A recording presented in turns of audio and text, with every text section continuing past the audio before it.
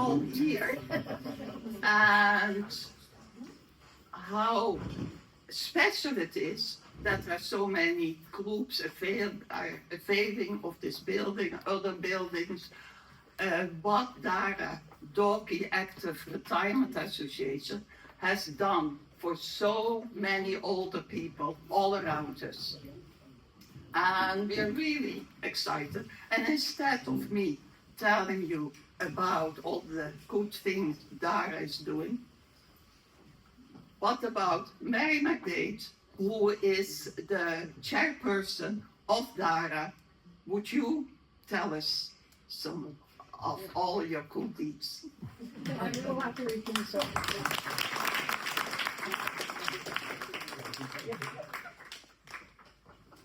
I have to tell you, I had a very serious demotion recently. We used to be just a group, and I was president of DARA. However, recently we became a limited company, so we're now trading as DARA CLG, and I'm now chairperson of the board, which doesn't sound anything as good as president. So I'm really quite hurt about that. But anyway, just to come back to business, I have my little notes just in case, because, you know, the brain doesn't always work the way you want it to. No, it doesn't. Thank you, Elly, and greetings everybody. And congratulations to the members of this group, because this is fantastic. I'm so impressed by it. Yeah, a round of applause.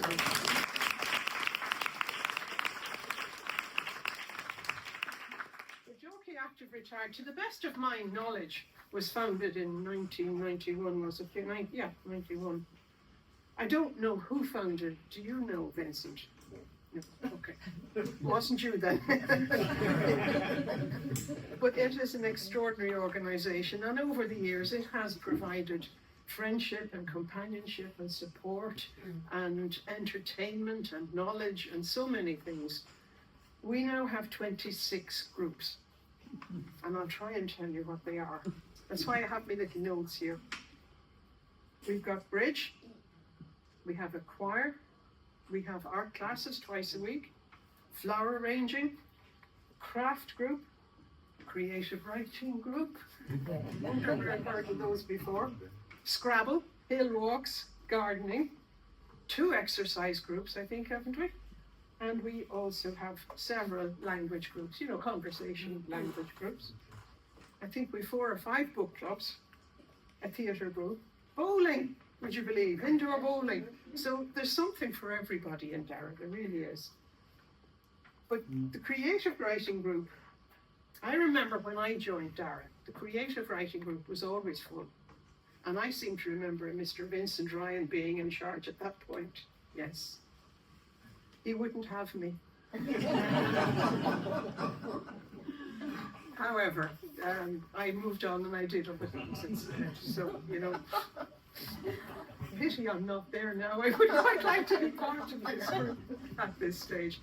But I really have to say, I am delighted to be here today. The Board of Management of DARA have agreed to support this group with pleasure. And I personally think that this is a most amazing event.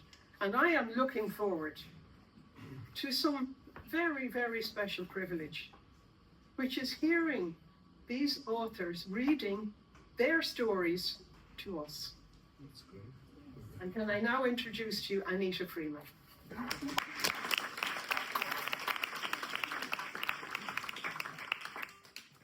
Hi everybody. You're all very welcome. My name is Anyta Freeman, and I am the current leader of the DARA Creative Writing Group.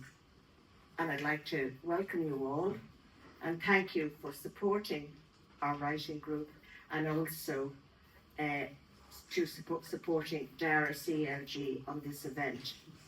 The writing group was started by Vincent Ryan, and when I joined, he was the leader. He made me feel very welcome. And writing for me had always been my hobby, and having been told about DARA and encouraged to join by friends who already belonged to it, I signed up the minute I was retired, and now here I am, years later, still writing and still looking for inspiration. There's a strong bond of support and friendship in our little group, and we were afraid it would all come to an end during the pandemic. But our leader at the time, Elly McCrea, set us up on Zoom, and we continued to meet in that way. We survived the lockdowns, and here we are today to tell the tale, literally.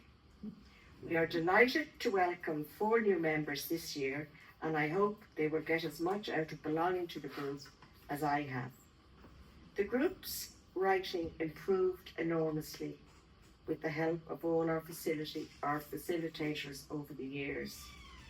Cullen, our current facilitator, was instrumental in encouraging us to produce Acorns to Oaks, our book.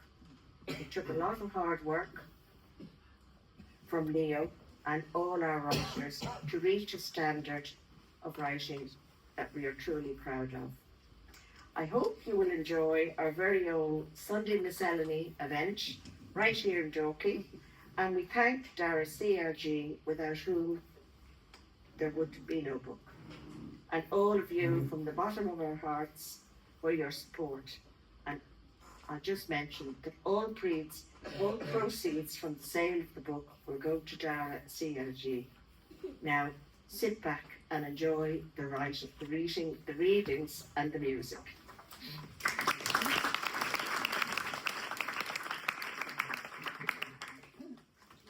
Thanks, Anyta.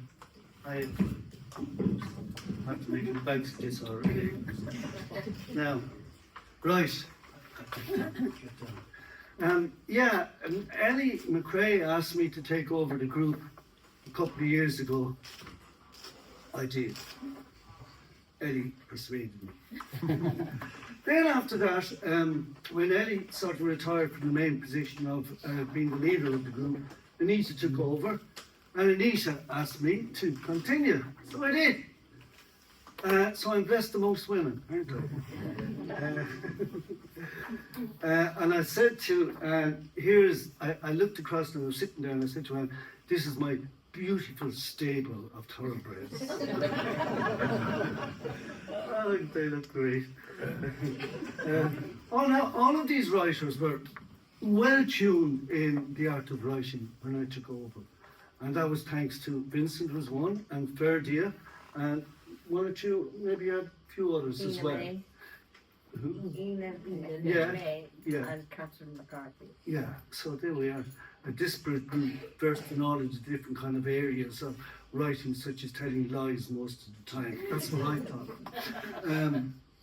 So I suggested that we get out a book. We just kind of went up a gear, you know. We kind of got out on the road a bit. We thought it'd be good to engage other people, and they took it on, and particularly you, Anyta. Anyta did an awful lot of work in the launching, getting this book out on the road. Printers, all of these people that have to be dealt with. So while they would have read to you, their families, and you would have said, oh, that's great working on it, and never criticised them. Time came when they were being criticised and criticising one another, and that's the way it should be. So there we are. I have six of us sitting together in a small room in Glastool Community. Yeah.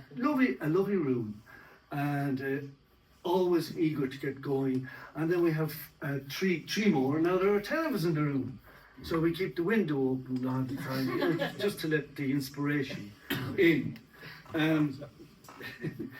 I want you to sit back and relax now for, as you said, the Sunday Miscellany.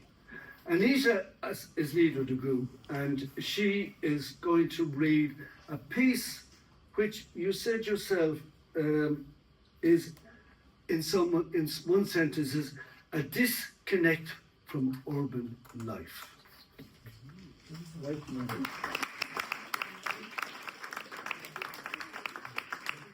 Are you right? Yeah. before we start, I just want to introduce the musicians. Benno McCormack, Frank McCrea, Mike McGovern.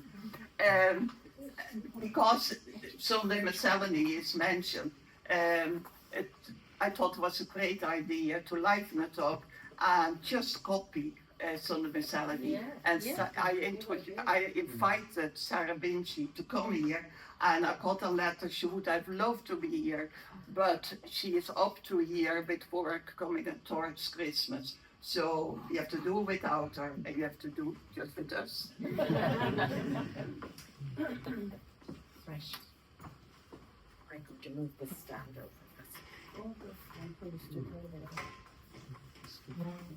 Me again. This, by the way, is the book. I'm sure you've seen it outside. Okay? It's available outside at the moment as well. This story is called If the Boot Fits. I had moved to the country. 3 weeks stay stretched into 5 months.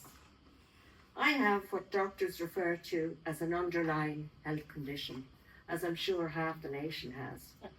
But it became uppermost in our minds just now. I was feeling extraordinarily well, but the experts had warned us. Isolate, stay in, especially the elderly and those with the aforementioned underlying health conditions. I fitted on both counts. It was a scary time in Ireland. We were to start our first lockdown period and lives were to change like never before. Okay, thank you. Okay. My vulnerability felt as apparent as the day I started secondary school. It was that feeling all over again, only much worse. My disconnect from rural life was obvious. I found no joy in the birdsong around me, only an aching loneliness. I missed Dublin. I'm too old for change, I told my partner, but yet I stayed. By week 3, I had adjusted somewhat. Whilst out pruning the roses in the front garden, a sound like thunder came hurtling around the bend of our narrow road beyond the gates. I rushed to the fence to see what was going on, only to see about 30 hounds followed by 2 people on horseback. I marvelled at this countryside, and as is customary down here, the 2 riders stopped to say hello. They knew well who I was before I introduced myself. Don't we know well who you are, George's partner down from the big smoke, staying safe with all this lockdown going on? It's the best place to be, surely. They were James and Margaret, our nearest neighbours, who kept horses and all the hounds for the local hunt. Margaret's weary face turned to me. Sure, we haven't time to bless ourselves at the minute, let alone meet neighbours. The amount of work every day on our farm is getting to be too much. But nice to meet you anyways. Could I be of help at all? I asked. James's face broke into a grin. Geez, I don't know. Looking at you, you don't even look like you could handle the yard rush. It's the clothes, said Margaret. She's a city person and she just doesn't have the clothes. I'll get the clothes, I told. Margaret wasn't letting go of my offer to help. Boots. You definitely need the boots. I'll tell you where to get them at a good price. And she promptly gave me directions to the shop in Ballinamore that sold everything. I skipped around to the back field and told George my good news. Soon I'll have something to do. All I need are a pair of boots. He drove me to Ballinamore the very next day. He had detected a smile on my face and would have done anything to keep it there. The town was eerily quiet. No people in and out of the shops. A tractor drove lazily down the main street. The red flashing light of the chemist trying desperately to entice customers in, seemed dimmer than usual, as if it too had given up the fight. The shop that sold everything was at the top of the town. The bell sounded as we entered. An old pervading smell of rubber and paraffin hit our noses. It was small inside, hardly any floor space with the amount of stock on display. There were wheelbarrows, ladders, hanging parrots, lanterns and hoses curled up like snakes. On the shelves behind, there were holy water fonts, missals, rosary beads and mass cards, especially signed by Father Alphonsus from Botswana on special offer, 4 for a tenner. The lady with the glasses appeared from the back of the shop, assessing us like a psychiatrist. What would our needs be? Right. What would our needs be? She asked constant questions. Both of us willingly offered information. George told her all about his bad knee. I spoke about missing my grandchildren and that I did a bit of writing. Then I asked about the boots. "Follow me," she boomed, as we were led behind the counter and out through the backyard into a large wooden shed. And before our eyes were wax jackets, rain gear, hacking jackets, riding hats, back protectors, and riding boots, short ankle ones, and the long black ones that I wanted. "Have you got a size 4? I asked. "My dear, these are no ordinary boots. Your feet will have to be measured." She pulled out a stool and told me to sit. "Slip off your shoes there." She adjusted my socks as she slid my foot into her measuring contraption. "Yes, possibly a size 4 or maybe even a 3. We'll have to check them both. Has to be the right fit. You know that, of course. Boots were produced from boxes. Size 4 were first to be tried on. "Walk up and down there now. Let me see how they are on you," she said. "Not quite right. Need to be tighter around the calf. Try on the 3. The size 3 seemed to fit a lot better, even to my lack of knowledge. The boots were purchased, but not before she'd also sold me some good quality wet gear. I looked the part, if nothing else. 2 months later, I had occasion to visit her shop again. The woman with the glasses looked me up and down. "Ah, there you are, 'tis yourself. I have great value in photocopying paper and a new line in children's wellies. The grandchildren, they'll fly out. And how about a pack of knee pads for himself's bad knee?"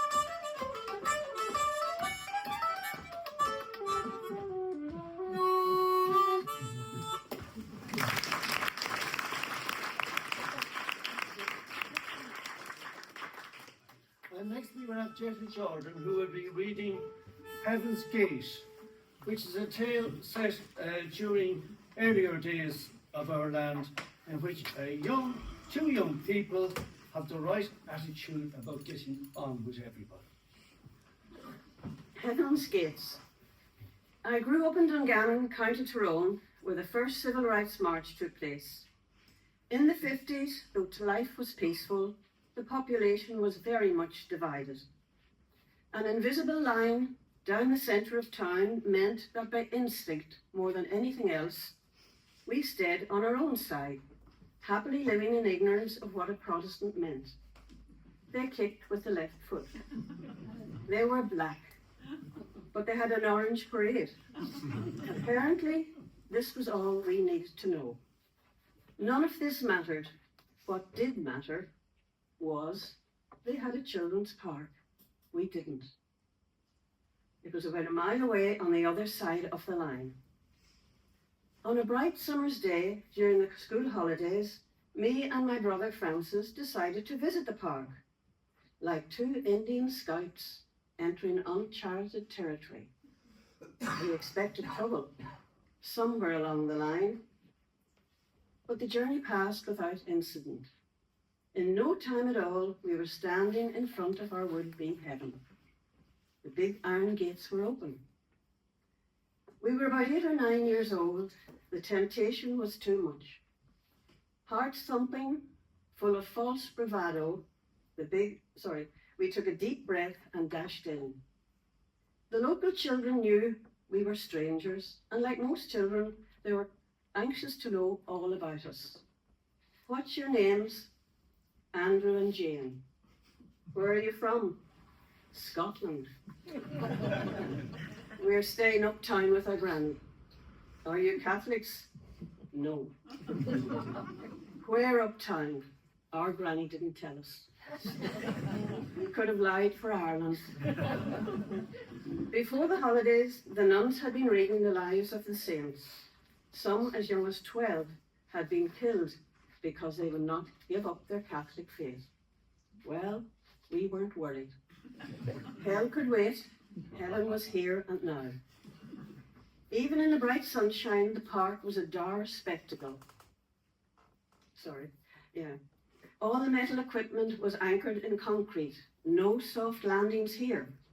No colour except the sun that gave a silvery sheen to the most used pieces.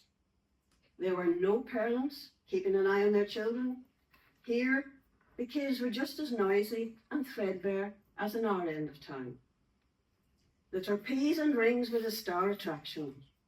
We had to help and be helped to get up and down from the rings and the trapeze.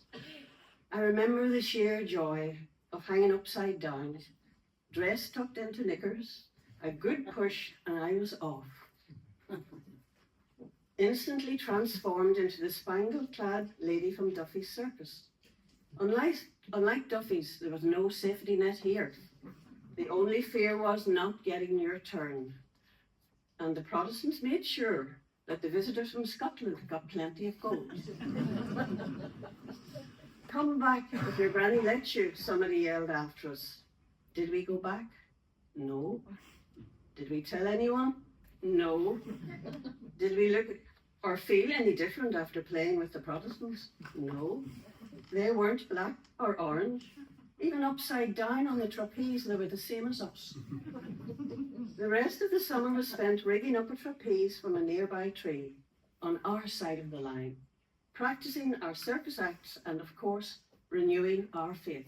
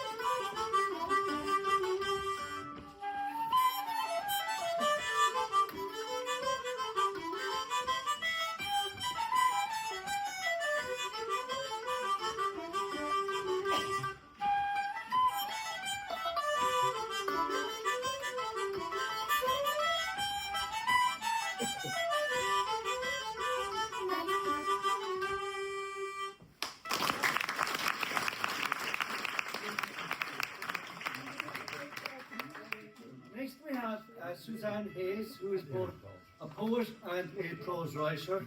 And today she's going to read 3 poems for us. We are back in familiar territory away from the wee north. In Killiney to start with, robins, magpies, the dart, jellyfish, and a lovely poem about Shackleton's ship, the Endurance. Killiney Hill. A delight to be on Killiney Hill again. The car park extra busy. The annual recycling of Christmas trees claims space often in short supply, but the woody pine scent makes up for this. Various paths branch out and dilute the number of walkers. Childhood memories bring me back. I roll precariously down the rough terrain from the obelisk, built, it is said, to give employment during famine times. Climb the square tower steps, determined to be king of the castle. My solitary walk allows for remembrance. How Connie and Eileen were content to sit, the panoramic view, the sea, the sky, even the train on its journey to the city allowed them to travel, untroubled by their reduced mobility. A solitary robin reminds me of them both. They live on in that little bird, a companion of many a gardener. As I reach the path with its benches that overlook the Vico Road, I stop, not to sit, but to read. When robins appear, lost ones are near, echoing my thoughts. Our dear dog Rhea comes to mind, her walks limited to a gentle slope as she aged. A vibrant magpie catches my eye. I look around for a mate to forecast joy, not sorrow. I walk on, reluctant to stop and break the spell with idle chatter, hoping that a smile and nod will suffice, resolved that the joy I feel will draw me back to enjoy the changing seasons so stunningly portrayed here on the hill.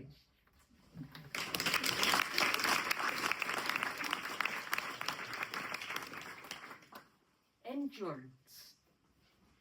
The finest little wooden vessel ever built, of stout oak trees and Norwegian pine, a 3-masted barkentine, crushed by sea ice on the Weddell Sea. The blue ensign hoisted on her middle mast, she sank with colours flying. 107 years on, she rests upright, timber still intact. The masts are down, rigging in a tangle, but her name, Endurance, arcs across her stern. And beneath, as bold as brass, Polaris, the 5-pointed North Star. An abundance of marine life, stalked sea squirts, anemones, sponges, and brittle stars, and perhaps the spirits of Mrs. Chips the sea cat, sledge dogs and their pups live on. The wheel and anchor too stand firm. Boots and crockery tell a tale of brave men brought to safety by the intrepid Shackleton, the boss. Fortitude vincimus, by endurance we conquer.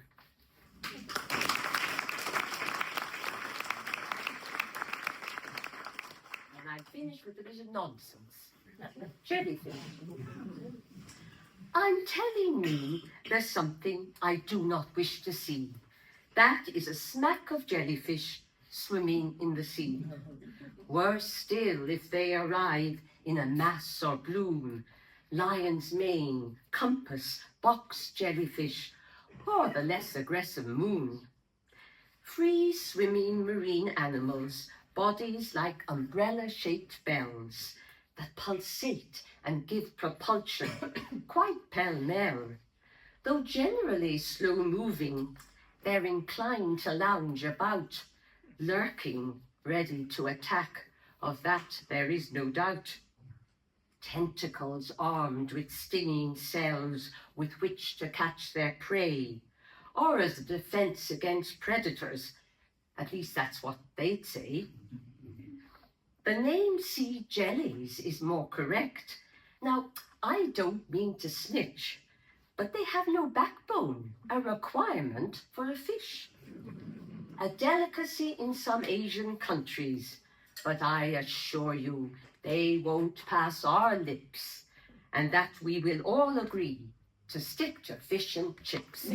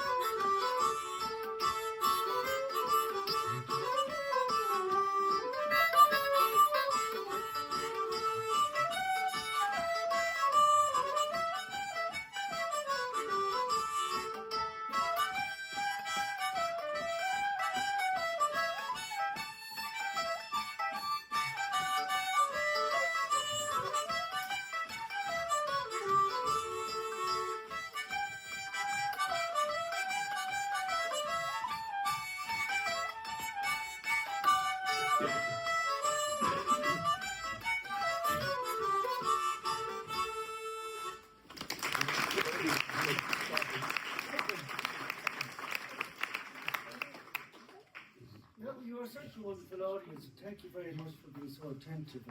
I'm really enjoying it myself. Time is going so fast, too fast. And now we will have Anne, who will give us her story. Oh, Elly, sorry. Elly, oh God, see Anne. Elly is going to give us, that's good, so the two more people, is going to give us her story, Forlorn, which is a tale of a troubled situation in our own southern land, which is not going away, except maybe sometimes. Let's see. Forlorn. He was sitting on the pavement beside Pier Street Station, his hand outstretched, holding an empty plastic coffee beaker. You knew by his hollowed-out appearance that he had been there for a long time. There was a lack of expectation in his eyes. It shocked me to see how young he was. "What happened to you?" I asked. It took a while for him to answer, as if he couldn't remember anymore. Or maybe it was too painful to remember. He told me that he used to live with his mother in an apartment in Bray. But when she got sick and died, he didn't have enough money to pay the rent, and so he had to move out. He ended up sleeping off, and because of that, he couldn't hold on to his carpentry job. "Did you look for support? Could you not stay in one of the hostels?" "Yes, but I couldn't find a place where my girlfriend could come as well, and I don't want to leave her here on her own," pointing down his finger down the street. She's new to the street, you know. She left home. If you both went into a hostel, you could go back to work and then you would be able to look after her. I tried. He had heard it all before. People didn't understand. And he didn't want to tell them about his relationship with Celine and all the trouble they had gone through. But would you start anyway? It must be 2 years now since they met in the disco and fell in love. They had a fantastic time together. He never felt as free and easy talking to anyone before.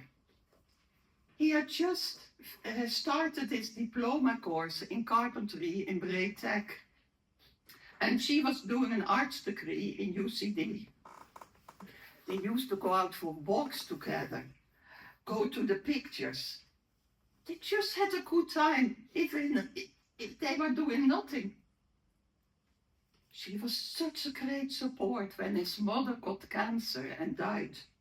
And his mother loved him very much, her very much. But it all changed when her father found out about their relationship. He had gone posh, building up that business of his, although he had been an ordinary bricklayer himself. When he himself couldn't pay the rent anymore, Celine asked her parents if he could stay with them. But the parents wouldn't hear of it and told her to break off that relationship. That's why she moved out and joined them one day carrying a tent, which they pitched in St. Anne's Park. He had tried to persuade her to stay at home and forget about him, but he could see how that remark hurt her. It hurt him to see how she is so unused to hardship, sat there beside him, tired and cold-looking. Her clothes, once fashionable, looked now dirty and crumbled. All she needed was a good shower, food and shelter. But there was no place for the two of them together. All he wanted now was her to go home. But he couldn't mention that to her anymore without upsetting her. He knew that the father was looking for her, but no way was she going to answer his phone calls. Some years later, I happened to tune in to a television program on affordable housing. People from diverse backgrounds and interests were interviewed. The Minister for Housing, a spokesperson for the homeless, a town planner, and a builder. Questions were raised relating to the ever-increasing problem of homelessness. Who and what was responsible to the endless, needless suffering? Solutions backfired as soon as they were raised. The minister's response, full of excuses, became more than exhausting to listen to as he went on and on and on. It was very difficult for the interviewer to stop him going on. He gave endless figures of the financial support the government was giving. The problem with the builders, how they escape rules and regulations once they have purchased land. I was just about to change the channel when the builder, who had been silent for most of the time, took the floor. He very calmly gave his opinion about all the problems and questions that were raised. I felt that he talked from experience and with feeling. Suddenly, it struck me. I might have seen him before. Something in the way he was talking seemed familiar. Could it possibly be true? After a bit of research, I found out that he was married to the daughter of the owner of a big building firm, and that he was one of their partners.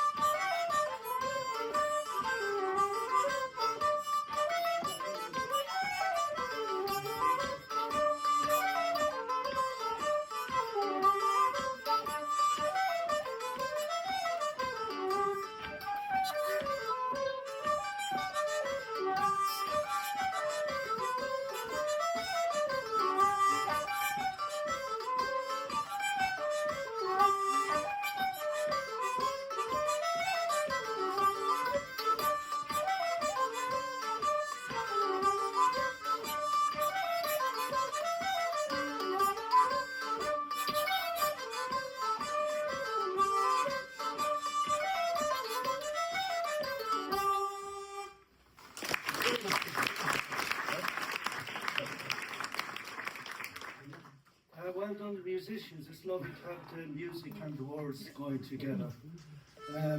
Now, these 5 writers, book, they each have 4 or 5 or 6 pieces on stories and some memoir and some fiction, and it's very varied, and it's a lovely book, and it's available at a nice price, so please buy it if you can.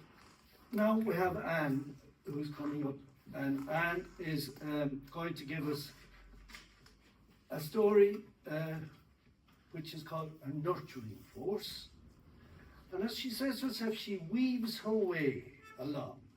And she leaves it to ourselves to find out the rest about this nurturing, which I think is yes.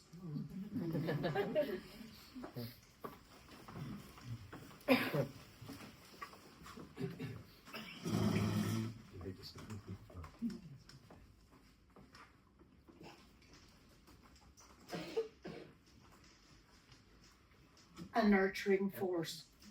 It was on July the 20th, 1969, when the world experienced the greatest adventure of the 20th century.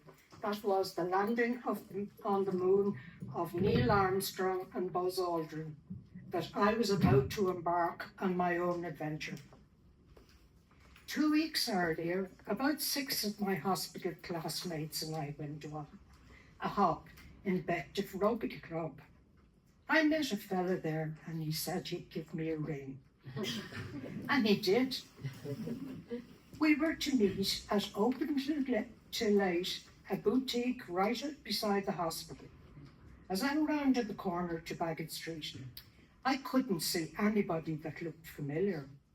All that was there was an overdressed, medium-sized fella standing beside a motorbike with a helmet in his hand. This couldn't be him, could it? I thought. Would I walk on by? I pondered, but no. I walked up to him and said, hello. After talking for a few minutes, he put on his helmet and I did the unthinkable. I hopped up on the back of the Honda 50, IZO 978 with its red and cream colour. Never before had I got up in such a machine. It took my breath away in more ways than one. This fellow was different, I thought to myself. I was a North Sider, but this South Sider was something else. This was fun. All my life I have been regulated, serious and predictable. This was an unveiling of delight and experience as the bike jumped off to a start and down Waterloo Road.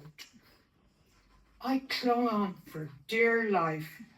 My just washed hair was blowing all over the place. I dug my face into Romeo's back. All I could see were cars passing closely as I peeked out of my right eye. I held him tight around the waist, me steering all the way from the pillion seat. We went to Stillorgan Bowl just to watch others play. From there on, we went to the Olympic Ballroom where Butchmore was playing. He had 2 free passes, a cheap night all round. Then home to the nurse's home on the bike. I don't mind saying that I was frozen. The short dress worn in the 60s wasn't ideal from the back of a Honda. If he asked me out again, I'd dress more suitably or find a man with a car. Over time, we travelled all over Dublin City and beyond, the limits being British Bay on the south side and Clorhead on the north side. We weaved our way through the streets and lanes of Dublin. He was studying engineering nearby in Merrion Street, where the Dáil is now. We would travel around to different cinemas to see what was on. After all, it would only take a cup of petrol, and we could park right outside the cinema. The helmet had to be carried inside. I had no helmet, only a headscarf. To give a girl a helmet was a commitment, and all men thought they had years of freedom left. His helmet was also put in safekeeping on the day of a rugby match. The nurse's home being only a stone's throw away from Lansdowne Road, my room was the ideal place. In January 1970, it was the first time I was at a rugby match. We were on the terraces. I was on night duty and I had pains in the back of my legs from standing between steps. Coming from a GAA family, they wouldn't have approved of that, what with the ban on foreign games and all that. This was an education for me, an opening to last a lifetime. But why had nobody told me about this before? In 1972, Romeo called me one day and said we'd go to the Phoenix Park. Nothing, I repeat, nothing could have prepared me for what was coming next. And if you want to know more, you have to read the book.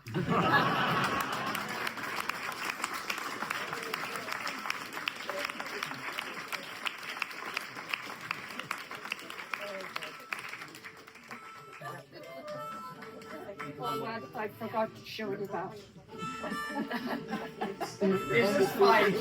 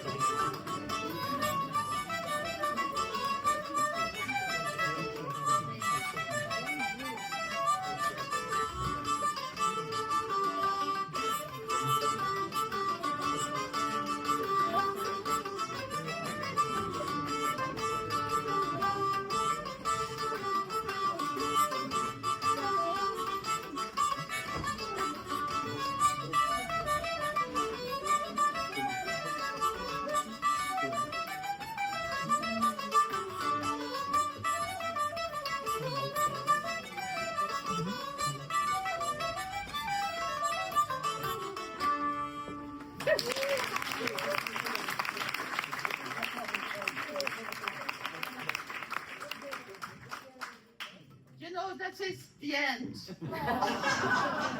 of only 5 of us. Now we have plenty more stories that are in the book, but we only planned to read 1 story each, and then with the music. So it's only 5 o'clock. So what do we do now?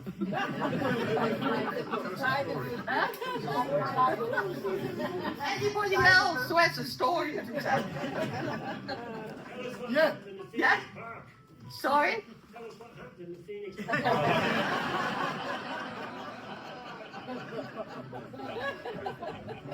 She won't tell you, sorry. Sorry. So, yeah. I was so keen to start at 4 o'clock, so it should teach me a lesson. That Dutchness is still in me. Big thank you for coming. Yeah. Thank you all very much.